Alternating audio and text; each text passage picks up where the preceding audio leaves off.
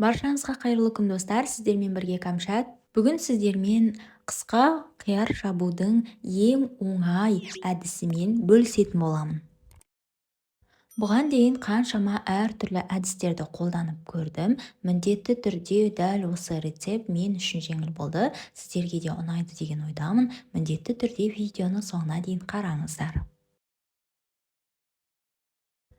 Ең алдымен кастрөлімізге су құйып, суымыз қайнаған сәтте банкамызға салатын барлық көкөністерімізді осылай салатын боламыз. Яғни укроп, жаңағы тәтті бұрыш және чеснок, яғни сарымсағымызды салып, бір бүлк еткізіп қайнатып аламыз. Бұл әдісті оңай дейтін себебіміз банканы бір су құйып, оны қайтадан төгіп, қайтадан құйып жатудың қажеті болмайды. Сондықтан видеоны соңына дейін қарасаңыздар, өздеріңіз көретін боласыздар.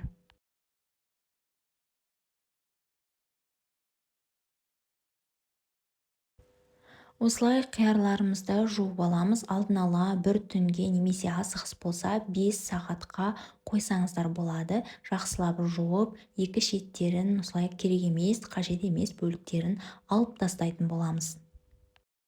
Қияр жапқан кезде шағын қиярларды қолданған жақсы. Менде осылай сатып алғаннан кейін арасында үлкендері де болды, бірақ соған қарамастан барлығында араластырып жапқан болатынмын.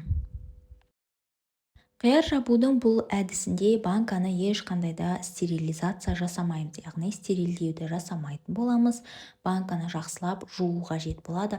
Алғашында ыдыс жуатын средствомен, яғни құралмен жуамыз, кейін ас содасын қолданып жақсылап тазалап шайып аламыз. Сонда біздің банкамыз дайын болады. Бір бүлк етіп қайнаған укроп, чеснок және яғни тәтті бұрыштарымызды осылай көлеміне қарай бір банкаға осылай салып шығатын боламыз.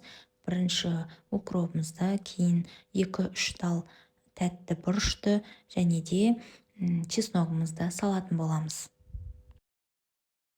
Барлық банкаға жеткізетіндей етіп салып шығамыз.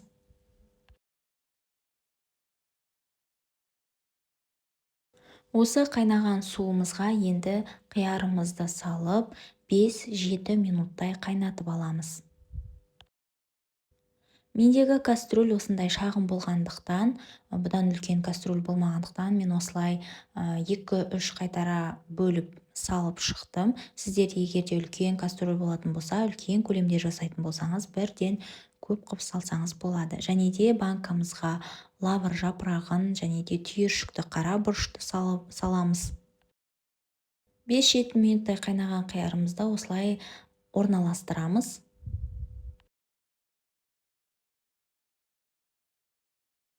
Барлық банкамызға осылай қиярларды жақсылап тығыздап, нығыздап орналастырып шығатын боламыз. Бұл жерде ескеретін нәрсе, біз банканы стерилизация жасамағанымызбен крышканы, яғни қақпақтарды стерилизация жасайтын боламыз.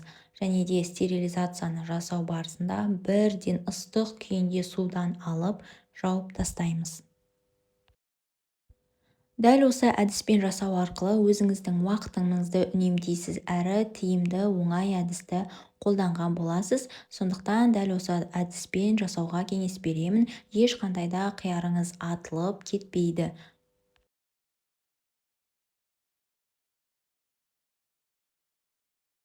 Қиярларымызды осылай салып алғаннан кейін 2 ас қасық тұз және 1 ас қасық көлемінде қант саламыз.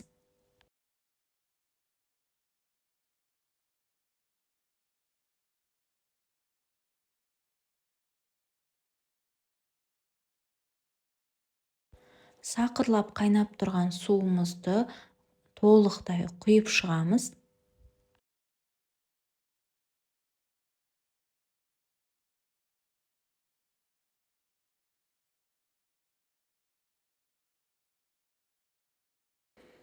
Барлық банкаларымызға дәл осылай толықтырып, жақсылап құйып шығатын боламыз.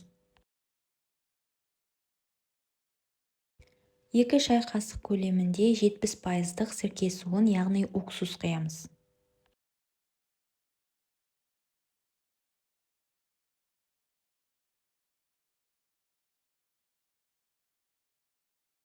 Судан жаңа ғана алынған ыстық күйіндегі қақпағымызды жауып, толықтай жақсылап бұрап шығамыз.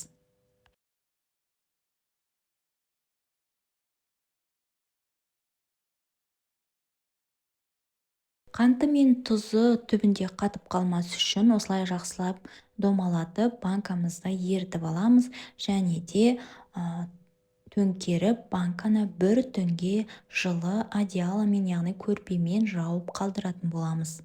Бір түннен кейін қиярларыңызды алып, бір қалыпты температураға қойып қойсаңыздар болады. Ешқандай да атылмайды, қияр өте дәмді қытырлақ болып шығады. Сіздермен болған кәмшат. Егер видео ұнаса, лайк басып комментарий жазуды ұмытпаңыздар. Қош сау болыңыздар.